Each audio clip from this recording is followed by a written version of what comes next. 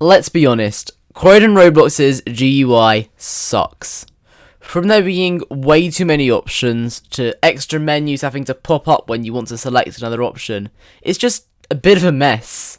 But, as a seasoned Croydon Roblox player, I'm here to try and fix it, and it's not going to be easy. So, let's have a look at what we're working with. The bar at the top of the screen shows you the current game time and the amount of points that you have.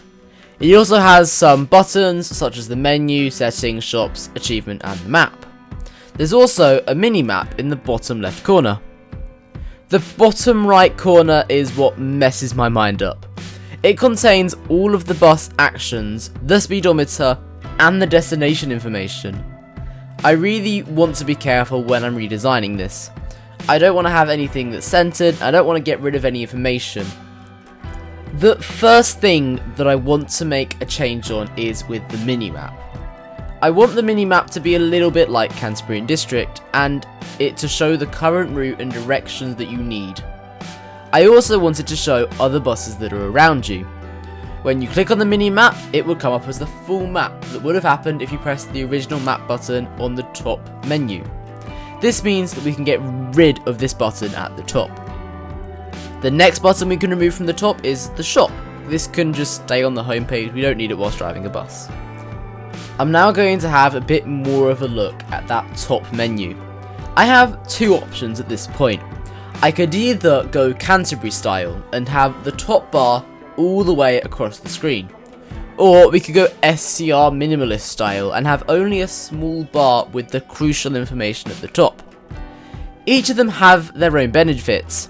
However, I personally prefer the Canterbury style as will fit in a lot more information. Choosing this type of bar gave me the options to add many of the icons that were previously squished onto the GUI below to this new bar.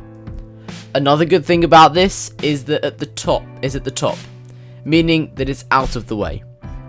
There is just one problem with the bar though, and this would be that when you get out of your bus, some of the bus controlling icons would become unusable. To solve this problem, I'm going to put a little bar at the bottom when you're walking around. The top bar would disappear, except for the Roblox icon and chat icon, and instead the time would appear at the bottom, as well as the option to exit to menu. And now that we've fixed two parts of the GUI, it's time for the difficult bit. We've already solved part of the problem, which was the overcrowding of icons on the speedometer. The icons and operations that are left here is because they relate directly to the functions of the bus. Let's look at some other overcrowding issues first. I'm going to get rid of the engine, hazard and quick board buttons. I'm also going to get rid of this little information board thing that they have. Don't worry, I'll add them back in later. Moving the quick board and the information boards gives us space for another full beam flash button. And yes, the other button will just cycle through the light settings just like it used to. I'll also move the wheelchair icon next to the doors. It looks a little messy because of the way that I've done it, however this would work when constructed properly. I think part of the problem with this speedometer is that the information has been squished right to the side. It just gives a really unsatisfying shape.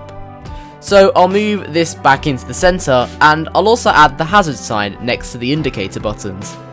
I've also added this weird throttle thing where the buttons used to be. Now we have the problem of these final buttons that were left over. In the end, I decided to create a drop-down menu for these extra things.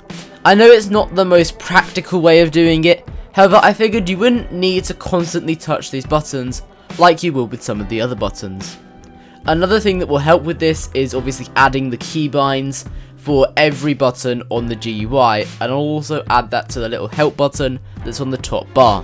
And that is the full redesign. Personally, I think it's much better than what it used to be, and I expect HHWeek to implement it by the end of the week.